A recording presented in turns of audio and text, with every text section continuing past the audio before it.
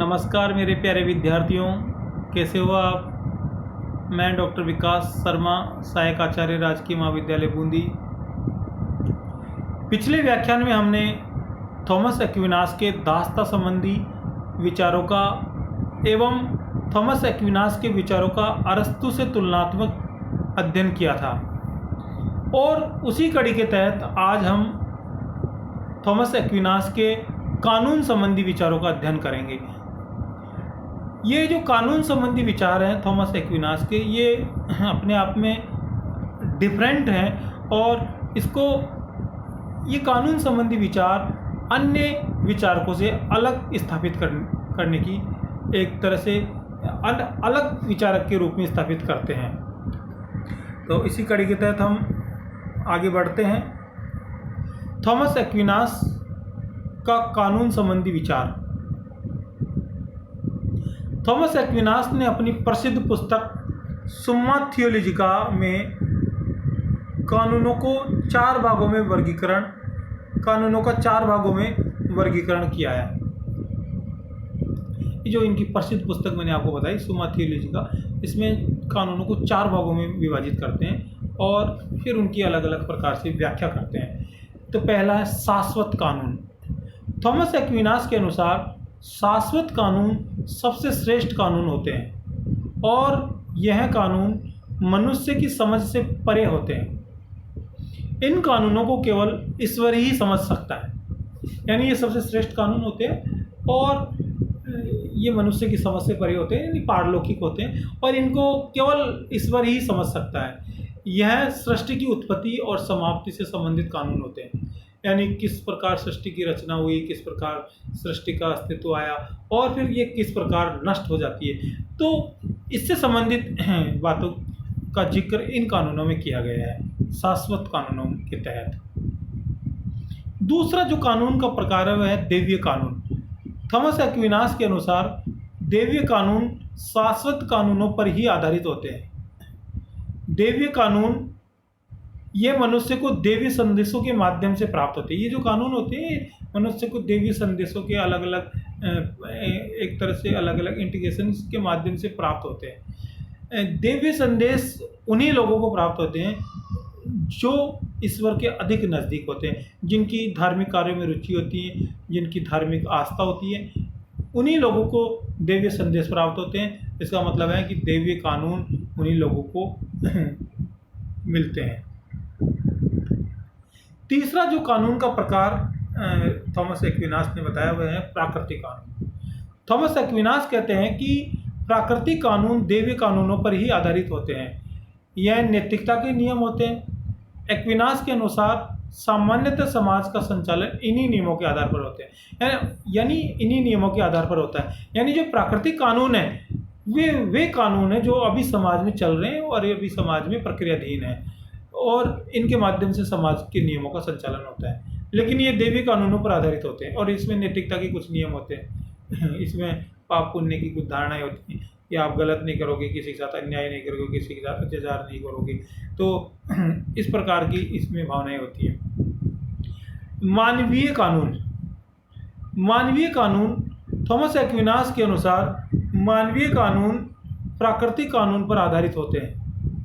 यह राज्य द्वारा निर्मित कानून होते हैं। थॉमस एक्विनास इनकी परिभाषा निम्न प्रकार देता है। मानवीय कानून सामान्य हित में विवेक द्वारा दिया गया आदेश है। विवेक द्वारा जो आदेश दिया जाता है सामान्य हित में वो है। इन कानूनों को वे व्यक्ति द्वारा उद्घोषित एवं लागू करते हैं जिन पर समाज की रक्षा का भार होता है।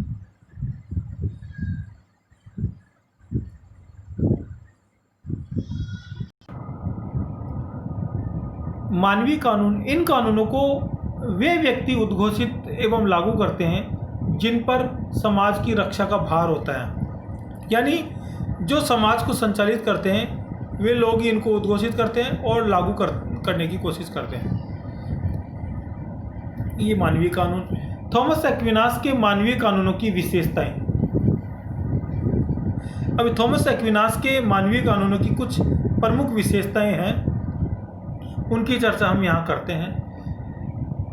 पहली, एक तो ये कानून सामान्य हित पर आधारित होते हैं, यानी व्यक्ति विशेष के सामान्य हितों से संबंधित कानून होते हैं। दूसरा, विवेक पर आधारित होते हैं। ये इनमें बुद्धिहीनता की कोई बात नहीं होती, ये तर्क और विवेक पर आधारित होते हैं। ये कानून सकारात्मक होते हैं। ये कानून मतलब सकारात्मक होते हैं, इसका मतलब ये है कि सामान्यतया संविधान के विरुद्ध होते हैं, क्योंकि संविधान लोगों के अधिकारों पर, लोगों पर प्रतिबंध लगाने का काम करता है। तो सकारात्मक होते हैं, और सकारात्मक कानूनों में प्रतिबंध नहीं होता, सकारात्मक कानूनों में खुलापन होता है। इन कानूनों के पीछे दंड की शक्ति होती है, यानी इन कानूनों के पीछे दंड होता है।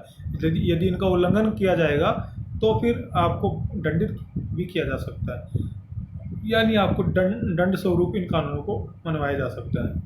यह कानून प्राकृतिक कानून के अनुकूल होते हैं। जो प्राकृतिक कानून होते हैं उनके अनुकूल होते हैं, उनसे साम्यता रखते हैं। इन कानूनों का संबंध लौकिक संसार से होता है, पारलौकिक संसार से नहीं। यानी ये लौकिक कानून है, इनका पारलौकिक जीवन से, पारलौकिक संसार से कोई लेना देना नहीं होता। तो ये इनका संबंध लौकिक संसार से होता है।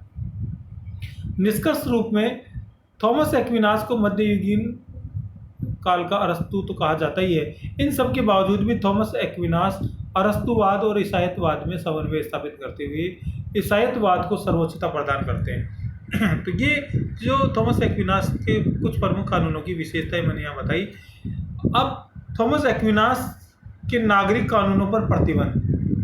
ऐसा नहीं कि ये जो कानून है इनको बिल्कुल खुलापन मिला हुआ है, यानी या इनको सब प्रकार की छूट मिली हुई है, ऐसा नहीं। इन पर कुछ युक्त और आवश्यक उचित प्रतिबंध भी लगते हैं। तो पहला प्रतिबंध है, यह कानून प्राकृतिक कानूनों के अनुकूल होने चाहिए। पहली बात तो ये कि इनकी आवश्यक शर्त है कि ये जो कानून है, इन 4 प्रकार के जो कानून बताए थॉमस एक्विनास ने, ये प्राकृतिक कानूनों के अनुकूल होने चाहिए।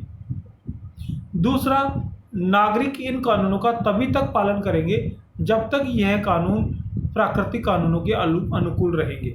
यदि कहीं भी ये कानून प्राकृतिक कानूनों के विपरीत पाए, प्रतिकूल पाए, तो नागरिक इन कानूनों का पालन करने से मना कर देंगे और इन कानूनों का उल्लंघन भी कर सकते हैं। तीसरा, इन कानूनों को मनुष्य के आध्यात्मिक जीवन से दूर रहना चाहिए। देखो, आध्यात्मिक जीवन थॉमस एक्विनास ने अलग बताया और जो कानूनी जो प्रक्रिया वो अलग है। तो इनको आध्यात्मिक जीवन से दूर रहना चाहिए, ऐसा थॉमस एक्विनास कहते हैं, क्योंकि आध्यात्मिक जीवन में किसी प्रकार की बाधा इन कानूनों के माध्यम से, अड़चन इन कानूनों के माध्यम से नहीं आनी चाहिए। यह कानून मनुष्य के संपूर्ण जीवन से संबंधित नहीं हो सकते, इसलिए यह कानून मनुष्य की पूर्ण निष्ठा का दावा भी नहीं कर सकते।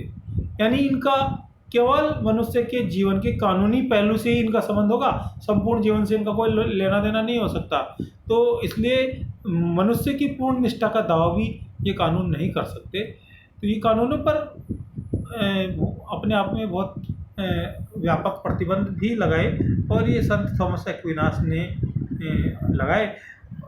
तो इस प्रकार मैं आप लोगों को इस व्याख्यान में थॉमस एक्विनास के जो कानून संबंधी जो विचार, उनकी व्याख्या जो बनेगी, थॉमस एक्विनास मोटे से मोटे रूप से 4 प्रकार के कानून बताता है: शाश्वत कानून, देवीय कानून, प्राकृतिक कानून और मानवीय कानून, और फिर उन कानूनों की विशेषताएं और उन कानूनों पर आवश्यक प्रतिबंध। तो मैं समझता हूँ कि आप लोगों के कुछ समझ में आया होगा, क्योंकि ये प्रश्न कई बार BA पार्ट तृतीय की परीक्षाओं में पूछा भी जाता है कि थॉमस एक्विनास के कानून संबंधी विचारों का